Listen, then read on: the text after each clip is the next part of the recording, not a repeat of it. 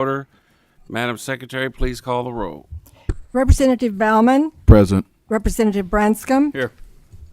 Representative Camuel, Here. Representative Decker, Present. Representative Gooch, Representative Herron, Here. Representative Hodgson, Representative Imes, Here. Representative Cook, Representative Lewis, Here. Representative Lockett, Here. Representative Moser, Representative Raymond, Representative Callaway, Here. Representative Bratcher. Here. All right. Please put your phones on mute. When you speak on the microphone, make sure the green light is on. Does anybody in the committee have special guests to recognize? Okay, we'll go ahead and get started with our only item on the agenda, and that's our caucus chair, Representative Suzanne. I'd like to make a motion pursuant to Rule 9. Motions are out of order at this time. Come on, Suzanne. Approach.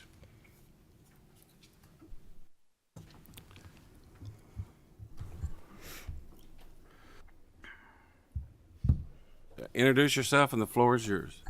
Thank you, Chairman and members of the committee. Suzanne Miles, State Representative of the 7th District. I'm bringing before you today a constitutional amendment. It is House Bill 2.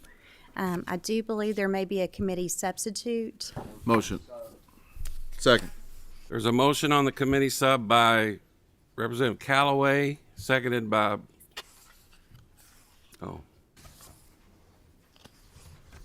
Did Decker, did you make the? Yeah. Representative Decker, and seconded by Representative Bauman.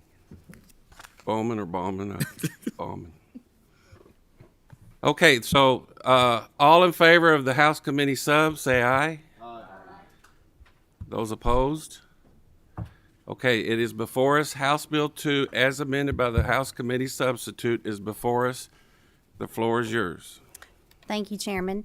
As you all will notice in the committee substitute, a constitutional amendment, we have two items on the specific in the bill. The first item would be what the question would be that you would put on the ballot.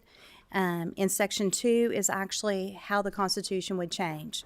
So I think it is very notable that we have not changed this section of our Constitution since 1891. And I think there may be a point in time that we need to make that decision to possibly consider other options on our parental choices in education. So if there's any questions, I'd be more than happy to answer. Motion on the bill. We have a motion on the bill as amended by the committee sub by Representative Bauman and seconded by Representative Cook. Got that? Any discussion? We do have some speakers. Any Representative Herron. Thank you, Mr. Chair, and thank you for bringing this bill forward. I think that any time that we talk about this issue, it's very controversial, and this bill came before the Elections Committee, I think last session or in the interim. I can't remember because everything's running together. And I have spoken about there does need to be some changes to our schools. I think that depending on what it is that you ask folks about, there's always room for improvement. But I think that when we get to start to talk about potentially diverting funds from our public education system, it's very concerning. For myself, I know I'm a product of public education. I went to graduated from the Madison County public school system, and I see value in that. I also see value in private school education, but I think that my biggest concerns and issues is the fact that we currently are not completely funding our public school systems. And I'm just very fearful that something like this would then divert those already small funds to potentially, private schools. And so I guess my question would be, how would we ensure that private schools or non-public schools or charter schools or whatever, non-public schools would not discriminate against students and decide which students would be able to enroll within their schools and which students would not be able to? Thank you for the question. I think the most important thing would be a policy decision on that with the bills that could possibly go forward. As you will know, constitutional amendment, this is an if this passes this committee, if it passes the House, if it goes to the Senate, passes both committee and Senate, and goes on the ballot in November, and the voters decide on that, then I think that is the time that the policy decisions with the guardrails that would take place to protect and make sure that everyone has equal footing on the opportunities and discrimination would not take place. So I think that is at the point of that time. The constitutional amendment would not have any bearing on that. The constitutional amendment just wouldn't have any bearing on the actual policy. It is a may, and that is what the vote is. It would be, what's on the bill would be a may enable legislation. So as far as that point in time, that conversation would take place at another point in time in the event that this goes all the way through the process and the voters choose that. Thank you. Thank you, Mr. Chair. Representative Raymond. Thank you. I know that House Bill 2 in its previous form was introduced on January 26th. Yes. And I'm wondering why we couldn't have heard it at any of our election meetings at our regularly scheduled time on Thursdays, either last Thursday or this Thursday at 10 a.m. I think one of the best answers for that would be, as you will know, we are a shortage in workforce in our entire Commonwealth, except in one category. And I would say that's attorneys. And so by the time that attorneys have been through this again and again and again, no disrespect to the attorneys on the committee, but at this point in time, this is whenever I got the notice to show up in front of you, and here I am. Thank you. May I ask another question? Sure. You may. Chairman, I don't know if it's a motion or not, but I'd love for us to discuss this bill right now and then to vote on it Thursday at 10 a.m. at our regularly scheduled time so that the people we represent have a chance to review it and come and visit us. Is that a motion? I make a motion. All in favor, say aye. Aye. Opposed? May I ask a Motion died. question? Sure. Okay. I noticed that the language that voters would be approving or not approving withstands 7 sections of the Constitution. 5 sections of the Constitution. 7 in the sub. Would you please take us through each section of the Constitution and explain why we're going to withstand it? Well, I'll start with Section 59. That is the local and special legislation, so that would address specifically what we're talking about. 60 would be the general law. 171 would be the state tax to be levied category. 183 would be the General Assembly to provide for school systems. 184 would be the Common School Fund. 186 would be the distribution and use of school funds. 189 would be the school money not to be used for church, secondary, and denominational schools. Thank you. May I follow up? So sections 59 and 60, I believe, are around special legislation or local legislation. And we've seen it be a problem in the legislature when a bill targets a particular area, city or county. So this would make it so that the legislature could target one particular city or school district, right? May. May I ask another question? Yes. Most counties don't have private school options for families. So how much do you think that this option would be used and where? I have no reason to speculate exactly how that this would take place other than giving the voters the opportunity to decide whether or not parents should have choices, and quite frankly, to give all students an opportunity to maybe have choices that other students have had if they have the financial means to be there. May I ask another question? Absolute. So I have a deep belief that public resources are for public goods, right? If this were to pass and then we created enabling legislation, could we see public money going to private schools and for-profit schools? It would solely depend on the legislation that would be passed by future the General Assembly. This has nothing to do with any enabling legislation. There is no funding attached to this whatsoever. It is solely to give the voters a choice if they want to enable us to have that opportunity if that time came. Would you like to see that happen? Would I like to see that happen? I would like for every child in the Commonwealth to have the best options possible for them to succeed. May I ask another question? Yes. So we previously passed House Bill 563 in 2021, and that was around education opportunity accounts, and that was ruled unconstitutional by the Kentucky Supreme Court. If this were to pass, would it make something like that constitutional? It should make it constitutional of the possibility, but as far as the specifics of that particular piece of legislation and why it was deemed unconstitutional, I don't have those facts in front of me. May I ask another question? Good. The superintendents who've Good to vet this. been here this session have said to get our SEEK funding to even a 2008 level, right, adjusting for inflation post-recession, that we would need to invest $1,500 more per kid, right? It would need to go from something like $4,300 to $5,800 per kid per year. And there's not the appetite in this General Assembly to make that sort of an investment. I worry that this will make it impossible. Will you just speak to how this could impact public school funding going forward? This specific bill is based on the Constitution to go an amendment on the ballot for the voters to decide whether or not they want to have that conversation. This has nothing to do with any other type of policy as far as the investments of anything currently in the legislation that we have in front of us at this point in time in this session. So as far as that conversation, that could be for another time, another place, but there's a long path before we got to that place. And this is the first step in that, of having the voters decide whether or not they want to see us choose to bring legislation forward.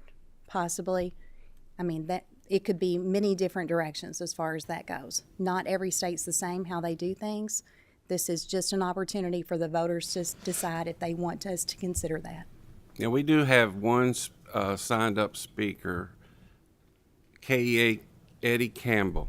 You want to come forward?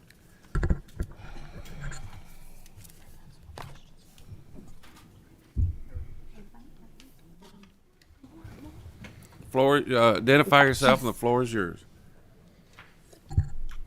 Thank you, Representative Bratcher. My name's Eddie Campbell. I'm a Midland High School music teacher from Knox County, currently serving as president of the Kentucky Education Association. KEA opposes House Bill 2. Despite its presentation, it will be detrimental to Kentucky's public schools, opening the door for public tax dollars to stream to unaccountable private institutions with no oversight. The Kentucky Supreme Court recently noted in a unanimous decision that the Constitution plainly states that public money should go for public goods, and public education is clearly a public good. The Constitution is a statement of what the people want and what the people expect. The legislature should never be able to simply not withstand or ignore any provision of the Constitution. Our Constitution and the provisions for funding an effective and efficient system of common schools has stood strong since 1891. The fact that the legislature is proposing to not withstand 7 sections of the Constitution to accomplish the goal of private school vouchers is proof that the drafters of the original Constitution did not want this to happen, and they don't want it to happen now. Well, that's to be determined, right, Mr. Campbell? I guess so. That's why we're here. Legislators take an oath to uphold that Constitution, and the oath is a promise to the people of Kentucky. We feel this bill is dangerous to public education, it is bad fiscal policy, and it is bad public policy. It does nothing to protect our students and does nothing to ensure that all students in Kentucky receive a high-quality public education. We do ask that you all vote no on House Bill 2. Thank you for your time today. Representative Lockett. Thank you, Mr. Chairman. Thank you, Mr. Campbell, for your testimony. I think we're on a different level in terms of what we're discussing here. So my question to you would be: Are you not in favor of having parents decide what their child's education might be? We're absolutely in favor of parents having the decision to what their students' education should be. And I think that this is allowed in Kentucky right now. We do have choice in Kentucky now. Parents can send their students anywhere they want. And even our Constitution allows for a referendum vote for the legislature, for the citizens to divert tax dollars, but it has to be by a referendum, and that's in our Constitution as it's presented now. So I think the question would be then, we're not talking about any of that. All that we're talking about in House Bill 2 is putting this question to the voters. It's not talking about the details. It's not talking about what that might do to public schools. It's not talking about public school dollars. It's not talking about any of that. It's only asking the voter, is this what you want to do to change our Constitution to allow this? So are we afraid that the voter might say yes? I understand your question, Representative Lockett, but in order to accomplish this, you have to notwithstand 7 sections of the Constitution. I understand your point as well, but again, I go back to, this is asking the voter. And I would find it very hard to tell a voter, I don't think you understand, or I don't think you're smart enough to understand. I think this is saying to the voter, we want you to make this decision, not the General Assembly, not someone else. This is saying to the voter, we want you to decide. Do you want your tax dollars going to private schools? That's all this does. Thank you, Mr. Chairman. Representative Camuel. Thank you, Mr. Chairman. Thank you for being here today. I've got a quick question for you. Is the concern of the education groups like yours that the amendment would lead to dollars exiting the common system of schools that we are obligated by law to fully fund? They're severely underfunded now. Is that the concern? Yes. And I agree with you on that. Okay. And so if we provide financial support for education costs of students in kindergarten through 12 to organizations, private schools, religious schools, whatever they may be, outside the system of common public schools by amending the Constitution, do you believe that that will lead to further severe underfunding of our public schools? So we've seen in other states where these voucher schemes have occurred that it starts off as a small amount and balloons very quickly. Arizona is a very good example of that. It started out at $125 million and is upwards to $1 billion now, and that's draining from the public school system. Okay, thank you. May I ask one more? Yes. Oh, thank you. So if I'm hearing you right, the concern is to make sure that Kentucky does not land in the mire, get mired in the pitfalls of what other states have done by not understanding what changes to their constitutions and how public schools are funded. Am I understanding that correctly? We just want to ensure that every student in the state has a high-quality public education, and that means making sure there's a great school in every single community that students have access to, and whether that be by funding our public schools at $5,800 per student to provide all of those resources, to make class sizes smaller, to put highly skilled, highly qualified educators in front of every student, because that's where the work starts every day, with that educator making sure that the needs of those students are being met and making sure the whole child services are all there supporting that student every step along the way, from the time they step into a public school to the time they graduate. Our public schools should be meeting every single need for every single student, no matter what they bring with them when they come through the door. Okay, thank you. Thank you. No further discussion? Representative Raymond. I'd like to ask more questions of Representative Miles, if I could.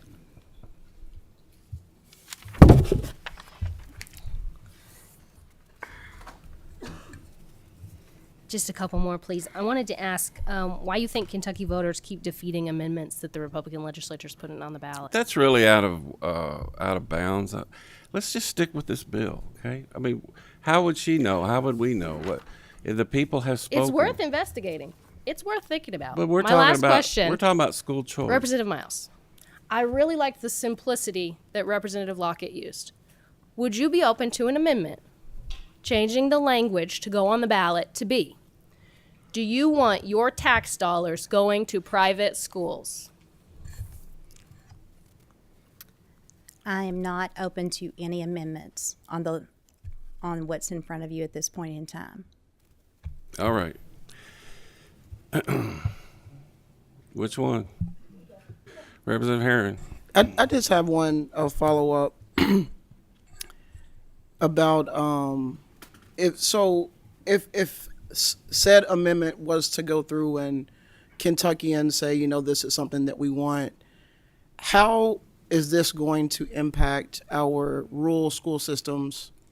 Some of our districts or systems that maybe only currently have one public high school or one middle school. What is that going to look like, or have we even thought that far down the line of potentially the unintentional consequences of this bill?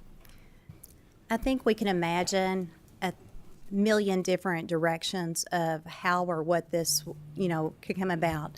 The previous speaker mentioned vouchers. There's nothing about vouchers in this amendment whatsoever.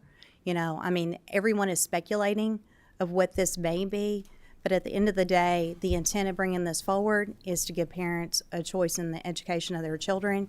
And this does not, in any shape or form, lead toward the mindset that we are going to pay for every single child to be educated.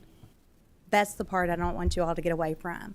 We want to make sure that every child in the Commonwealth has the opportunity for the best education they can possibly come by. So how that looks in the end, I don't know what the golden answer is on that, and quite honestly, it's not the golden answer for every child. Let's just be honest. It's just not it's not a one-size-fits-all. And that at the time of our Constitution, I think it is very evident education was in a totally different situation than we are right now. And this is solely an amendment to put it on the ballot to see if the voters choose, if they want us to consider options. And that is endless on the amount of options. Secretary, call the roll. One last question from Representative Campbell. I hate that we're being limited on time and questions, because this is such an important issue for the state of Kentucky, because we were literally talking about the future of education in our state and how we fund it. I have a clarifying question. It's a two-parter. One, I realize that it's not included in this bill, but have you given thought to two things? One, how do we ensure that private schools, that could, in this scenario, vouchers for private schools and whatnot, all of that is a possibility under this amendment. How do you ensure that students who require the full spectrum of wraparound services will get those if a child wants to go to, say, a private school, a private religious school? I feel like there will be so many duplicated services, and that we will be spending ourselves into extreme debt at a very, very fast pace. And then the other part of that question is, because I feel like the question that you have for the ballot, I feel is a little bit, it's a little obfuscated and propagandistic. I don't think it really shows what the possibilities are based on the language.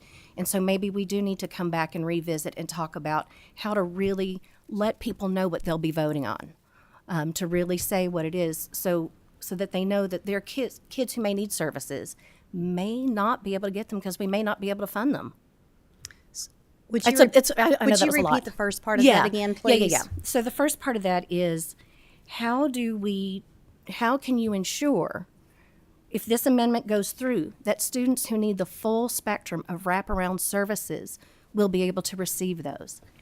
I just feel like funding-wise, we're going to have duplicated services everywhere, but we have to make sure that if we're opening it up to school choice for parents and they choose a private school and you want to, you want to allow create a constitutional amendment that allows for funding of vouchers, private schools, education opportunity accounts, whatever the case may be, how can you assure parents that their children will receive the services their children need and are entitled to?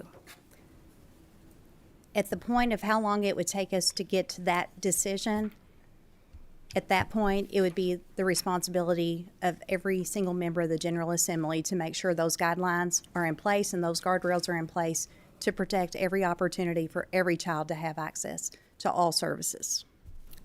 Secretary, call the roll.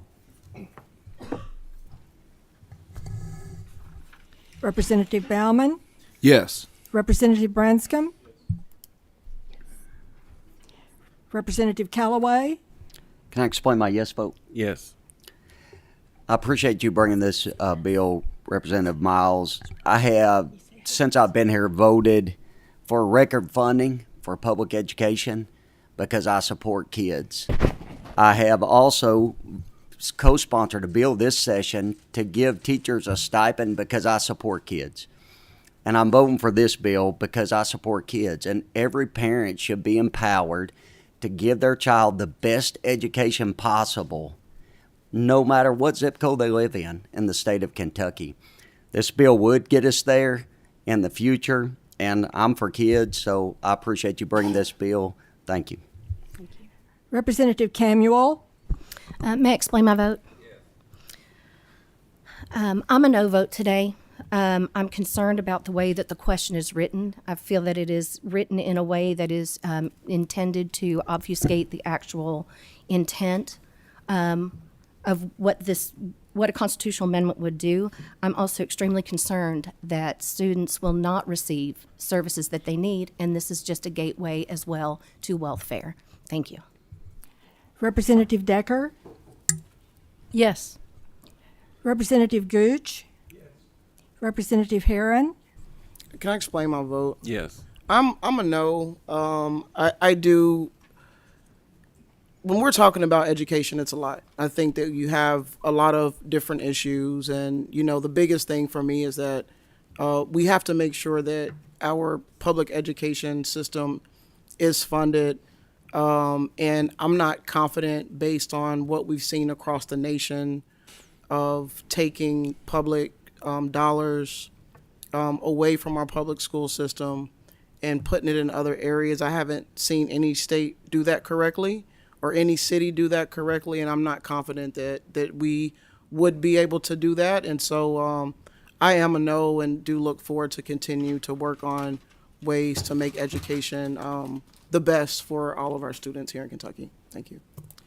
Representative Hodgson, Representative Imes, Yes.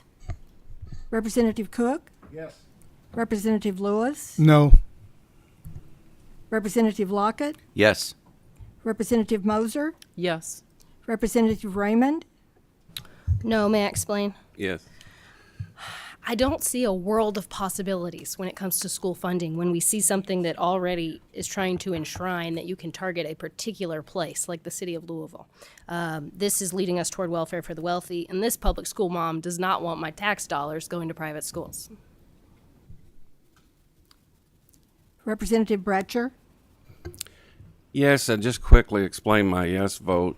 This state's getting left behind with a lot of things happening across the 50 states. We're like a lone island in a lot of ways that we don't explore different ways to educate the children of Kentucky. Now, what's happening is that we have a legislature that is obviously, over the last few years, ready to explore the different ways to explore these schools, but we have a judicial branch that's shutting it down. So this is just the next step. We're taking it to the people to let them decide. So I vote yes.